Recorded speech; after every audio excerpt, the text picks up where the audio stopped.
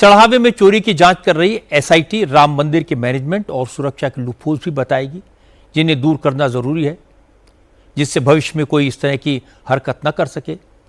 SIT की team इस वक्त राम मंदिर परिसर में ही है। कल रात अनिल मिश्रा से करीब 5 घंटे तक पूछताछ हुई। आज गोपाल राव से सवाल पूछे गए। पुलिस ने भी इस मामले की जांच तेज कर दी है। जेल में बंद चढ़ावा चोरी के आरोपी अविनाश मिश्रा को आज पुलिस ने अपनी कस्टडी में ले लिया। 13 घंटे के लिए अविनाश शुक्ला पुलिस रिमांड पर है।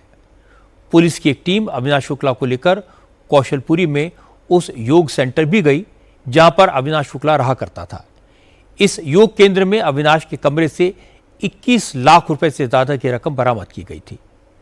इसके बाद अविनाश शुक्ला को अयोध्या की पुलिस लाइन्स ले जाया गया, जहां सीनियर पुलिस ऑफिसर्स ने उससे कई घंटे तक पूछताछ की। जैसे जैसे चढ़ावा चोरी की जांच आगे बढ़ रही है, वैसे वैसे राम मंदिर में चढ़ावे के मैनेजमेंट से लेकर दर्शन के मैनेजमेंट तक कई गड़बड़ियां एक एक करके सामने आ रही हैं। पता चला कि इस चढ़ावे में चोरी नहीं हुई, भक्तों को रामलला के दर्शन कराने के नाम पर भी पैसे कमाए गए। गोपाल राव के साथ मिलकर टिन्नू यादव राम भक्तों को वीवीआईपी दर्शन की गारंटी देता था और इसके बदले में 25,000 रुपए लिए जाते थे। जांच में पता चला कि दर्शन के नाम पर वसूली का धंधा होटल वालों के साथ मिलकर चलाया जाता था। जब चढ़ावे में चोरी का खुलासा हुआ, तब से दान करने वाले तमाम राम भक्त सामने आ रहे हैं। ये सारे लोग ट्रस्ट के महासचिव चंपत राय के व्यवहार और उनके अहंकार के किस्से खुलकर बताते हैं। देश के farmer home secretary S Lakshmi Narayan ने बताया कि जब उन्होंने चंपत राय से राम मंदिर में दी गई सोने की रामचरितमानस के बारे में पूछा था, तो चंपत राय ने जवाब देने के बजाय उनसे कहा था कि मंदिर में तो उन्हीं की मर्जी चलेगी, जिससे शिकायत करनी हो जाकर कर लो। असल में एस लक्ष्मी नारायण ने 8 अप्रैल 2024 को सोने से मढ़ी रामचरितमानस भेंट की थी। सोने के रामचरितमानस लक्ष्मी नारायण ने अपने पुश्तैनी गहनों को गलाकर बनवाई थी और बड़ी श्रद्धा से रामलला को अर्पित की थी। लक्ष्मी नारायण ने कहा कि शुरुआत में तो उनकी सोने की रामचरितमानस रामलला के पास ही रखी थी, लेकिन कुछ दिनों के बाद उसे हटा दिया गया। वो इसके बारे में जानकारी लेने अयोध्या गए। चंपत राय ने उन्हें 9 घंटे तक इंतजार करवाया, बाहर बैठा दिया। इसके बाद जब मिले तो कह दिया कि करोड़ों राम भक्तों ने भगवान को करोड़ों भेंट चढ़ाई हैं, क्या वो उन सब का हिसाब देते फिरेंगे? रिटायर्ड आईएएस अफसर एस लक्ष्मीनारायण ने कहा कि वो सोने के रामचरितमानस को खोजने 3 बार अयोध्या जा चुके हैं, लेकिन उन्हें अब तक पता नहीं लगा कि वो कहां है, उसका क्या हुआ। कुछ दिन उधर रहने के बाद 3-4 महीने बाद जब उसकी रोज पूजा भी हो रही थी, मेरे को एक दिन बताया गया कि साहब वो नहीं दिख रहा है। तो उसके बाद सर मैं अयोध्या गया, तो मेरे को 9 घंटे इंतजार करने के बाद माननीय चंपत राय जी ने मेरे को कहा कि मेरे पास तो कई लोगों के इस प्रकार आभूषण और कई प्रकार के चीज आ रहे हैं और मैं क्या इन्हीं सबका डिस्प्ले ही करते रहूंगा। तो मैंने कहा सर मैं फिर आपसे हाथ जोड़ूंगा, मैंने आपको इतने पत्र भी लिखे हैं जिसके भी आप जवाब नहीं देते। तो उन्होंने मेरे को कहा कि जो मैं चाहूंगा वही होगा, अब जाइए जिसको करना आप करिए। आज तक मेरे को रसीद भी नहीं प्राप्त हुआ है। आखिरी बार मैं गया हूं 6 महीने पहले। उस वक्त आपने रामचरितमानस को देखा था जहां पर नहीं सर, मेरे को नहीं दिखाई दिया। मैं मिला चंपत राय जी से, तो चंपत राय जी ने फिर मेरे को यही जवाब दिया कि आप बार बार मेरे को यही परेशान कर रहे हैं। मैंने कहा मैं परेशान नहीं कर रहा सर, मैं तो हाथ जोड़ रहा हूं आपसे कि जो जिस काम के लिए मैंने भेंट किया था, तो उनका जवाब बड़ा एरोगेंटली ये था कि रोज मेरे पास करोड़ों की भेंट आती है, केवल आप ही का भेंट है क्या? मैं कुछ नहीं कर सकता।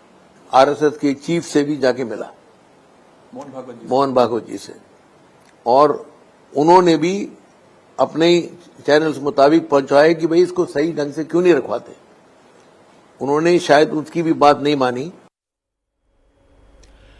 पता ये लगा कि सोने चांदी के जो आभूषण रामलला को अर्पित किए जाते थे, उन्हें संभालने की जिम्मेदारी चंपत राय ने टिन्नू यादव को दी थी। जब भी कोई भक्त आता तो टिन्नू यादव उसको वीआईपी दर्शन कराता, उसके सामने चढ़ावे की वस्तु रामलला के पास रखवा देता था। लेकिन ज्यादातर केसेस में रसीद नहीं दी जाती थी और कुछ देर बाद ऐसी कीमती वस्तुएं रामलला के पास से हटा दी जाती थी और इन्हें चंपत राय के कमरे में रखवा दिया जाता था। जितनी भी लोगों ने इस तरह के दान दक्षिणा दी है वो परेशान हैं। जाहिर है उनके मन में ये सवाल उठ रहे हैं कि ये कहाँ गए ये कीमती आभूषण।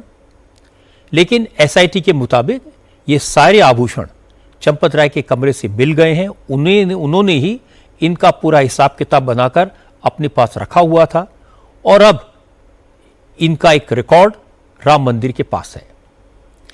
अयोध्या के रोकड़िया हनुमान मंदिर के महंत विनोद मिश्रा कह रहे थे कि मुंबई से उनके पास एक यजमान आया और ये बात 29 अक्टूबर 2025 की है। रामलला को चांदी की चरण पादुकाएं और दूसरे आभूषण अर्पित किए।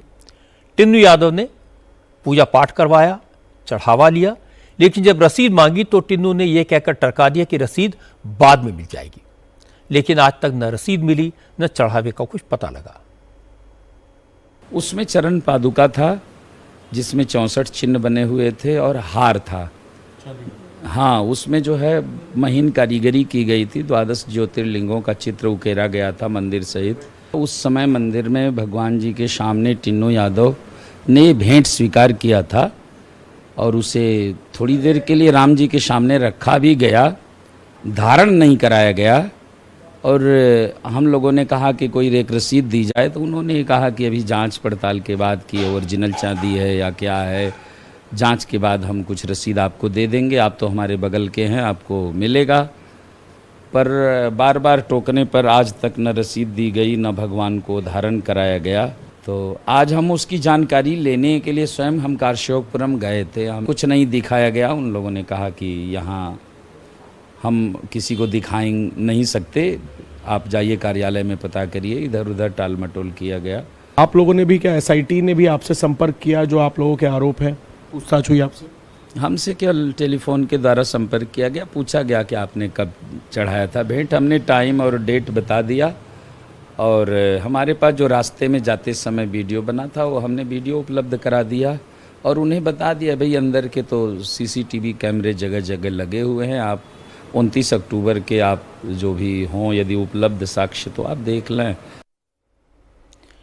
जिन जिन भक्तों ने रामलला को कीमती आभूषण अर्पित किए थे, सोना चांदी गहने दिए थे, उनकी चिंता जायज़ है, उनका एक इमोशन है, उनकी एक भक्ति है, श्रद्धा है। लेकिन मैं आपको बता देता हूं कि सोने चांदी हीरे जवाहरात के जितने भी आभूषण चढ़ावे में आए वो सारे गहने ट्रस्ट के पास सुरक्षित रखे हैं। एसआईटी ने चंपत राय से एक एक चीज़ बरामद की है। चंपत राय ने एक एक चीज़ की लिस्ट बनाई हुई थी और पूरी सूची के साथ उन्होंने गहने एसआईटी को दिखाए, पूरा हिसाब मिलवा दिया। एसआईटी ने लोगों से जो कुछ पूछा था, जिसने जितने गहने गिनवाए थे, उसके मुताबिक एक भी गहना कहीं गायब नहीं है। और अब तक जिस तरह से जांच हुई है उससे ये लगता है कि एसआईटी न किसी गुनहगार को बचाएगी और न किसी को बेवजह फंसाएगी। अब तो एसआईटी अपराधियों को पकड़ने, उनके खिलाफ सबूत जुटाने के साथ साथ भविष्य में सिस्टम कैसा हो इस पर भी काम कर रही है। सिस्टम की खामियां ठीक से पता हो तो नई व्यवस्था करने में मदद मिलती है। इसी आधार पर नई व्यवस्था खड़ी की जाएगी और उसे पारदर्शी बनाया जाएगा।